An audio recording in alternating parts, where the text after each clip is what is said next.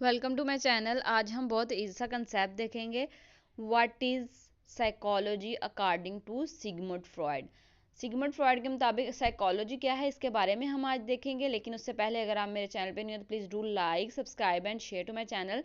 Start करते हैं definition से। According to Sigmund Freud, psychology क्या है? स्टडी ऑफ अनकॉन्शियस माइंड है, जिसमें हम क्या करते हैं कि जो हमारे बिहेवियर्स हैं, हमारी पर्सनैलिटी है, उसको शेप करते हैं। Psychology is a study of unconscious mind and its role in shaping behaviour and personality.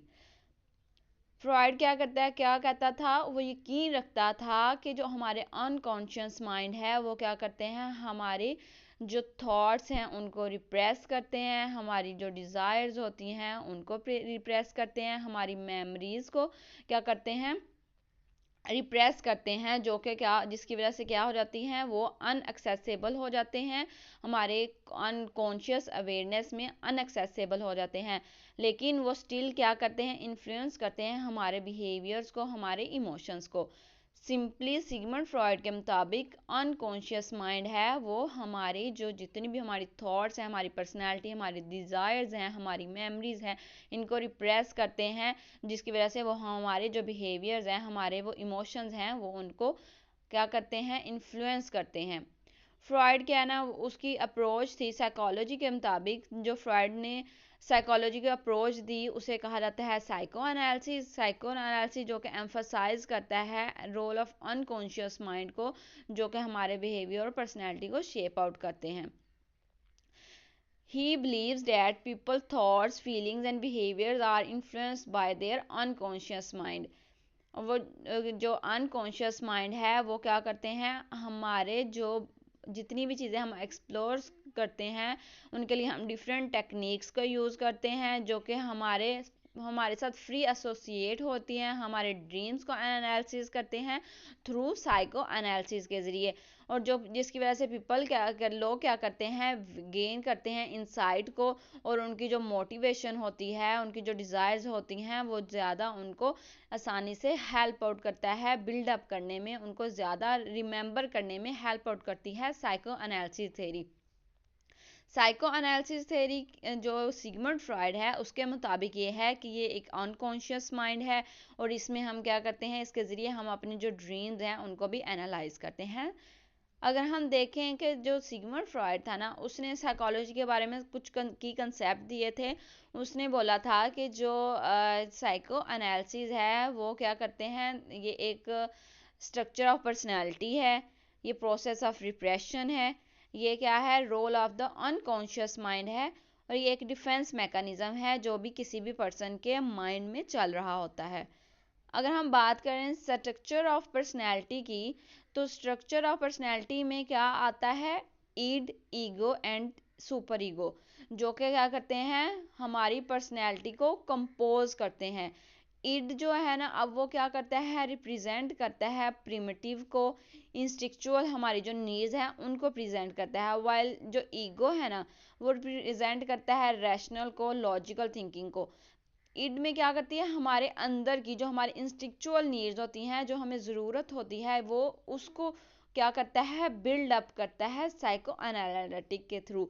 और जो हमारी होती है ना इड, वो हमारी क्या करती है, इंस्टिक्चुअल नीड्स होती हैं। ईगो जो हमारी होती है, लॉजिकल थिंकिंग होती है, कि हम प्रोफेशनली चीज़ों को लेते हैं, हम लॉजिकली चीज़ों को लेते हैं, हम माइंड से चीज़ों को सोचते हैं, हम दिल से कोई काम नहीं करते, जिसकी वजह से हमारी लॉजिकल थिंकिंग आ जाती है ईगो में। सुपर ईगो अब क्या है, वो रिप्रेजेंट करता है हमारे मॉरल प्रिंसिपल्स को एंड वैल्यूज़ को, कि मॉरली हमें लोग किस तरह से सपोर्ट करते हैं, हमें किस तरह से जानते हैं, हमारा सोसाइटी में क्या रोल है। तो सुपर ईगो क्या करती है, रिप्रेजेंट करती है मॉरल प्रिंसिपल्स को और वैल्यूज़ को। अगर हम बात करें प्रोसेस ऑफ रिप्रेशन की, तो जो फ्रॉयड है ना, वो क्या करता था, उसका यकीन था कि जो पीपल, जो लोग हैं, वो रिप्रेस करते हैं अनकंफर्टेबल और अनएक्सेप्टेबल थॉट्स को, कि जो भी हमारे जितनी भी थॉट्स आती हैं जिनमें आप अनकंफर्टेबल हों, जिसमें आपके माइंड पे स्ट्रेस आए, जो कि आपके लिए एक्सेप्टेबल ना हो, उनको रिप्रेस करता है।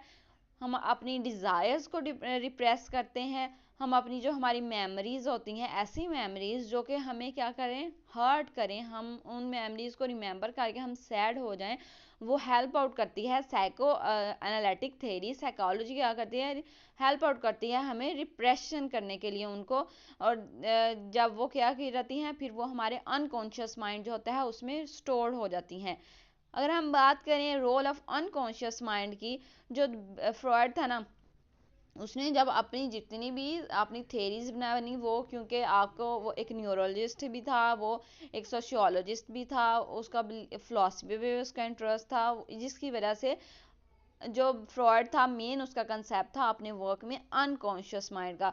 वो बिलीव करता था कि जो अनकॉन्शियस माइंड है वो बहुत ज़्यादा इम्पोर्टेंट रोल अदा करता है हमारे बिहेवियर को, हमारी पर्सनैलिटी को शेप करने के लिए, उसको शेपिंग करने के लिए ये बहुत इंपॉर्टेंट रोल अदा करता है, जिसकी वजह से एक्सप्लोर हम करते हैं अनकॉन्शियस माइंड को। और लोग जो है ना, वो उनका क्या करते हैं, जितनी भी उनके माइंड में थॉट्स आती हैं, उनकी जो थिंकिंग होती है, वो क्या करती हैं, उनको गेन कर लेता है अपनी इंसाइट में, जो कि उनको हेल्प आउट करते हैं, उनकी मोटिवेट करने के लिए, उनकी डिज़ायर्स पूरी फुलफिल करने के लिए। हमारी जिस साइकोलॉजी अनकॉन्शियस माइंड के थ्रू हमें हेल्प आउट करती है किसी भी पर्सन की डिज़ायर्स को पूरा करने के लिए।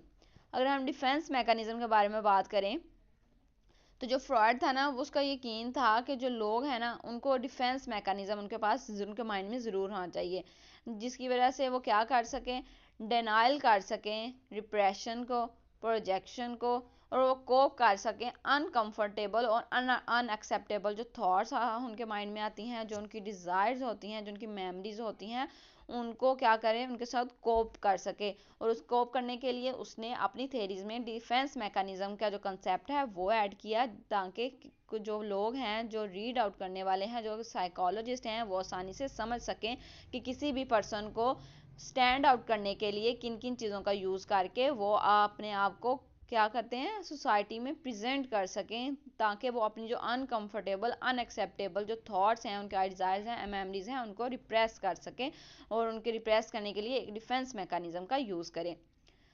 अगर हम ओवरऑल बात करें फ्रॉयड की, सिगमंड फ्रॉयड की जो अप्रोच थी ना, वो क्या थी कि वो साइकोलॉजी को एम्फसाइज कर सके। वो अपना जो वर्क था ना, उसमें बेसिकली वो साइकोलॉजी को एम्फसाइज करना चाहता था, और जो अनकॉन्शियस माइंड है ना, वो बहुत इम्पोर्टेंट था। वो उसके थ्रू क्या करना चाहता था, हमारी जो थॉट्स हैं, हमारी पर्सनैलिटी, हमारे बिहेवियर हैं, उनको क्या करना था, शेप करना चाहता था। और जो उसका role of repression and defence mechanism है, वो उसने अपनी थ्योरी में बताया, जो जो कि बहुत ज़्यादा ज़रूरी है। किस लिए, ताकि वो जो कोई भी पर्सन है, जो टीचर है, स्टूडेंट है, कोई भी पर्सन है, वो क्या कर सके, अनकंफर्टेबल अनएक्सेप्टेबल जो थॉट्स और डिज़ायर्स हैं उनको कोप कर सके।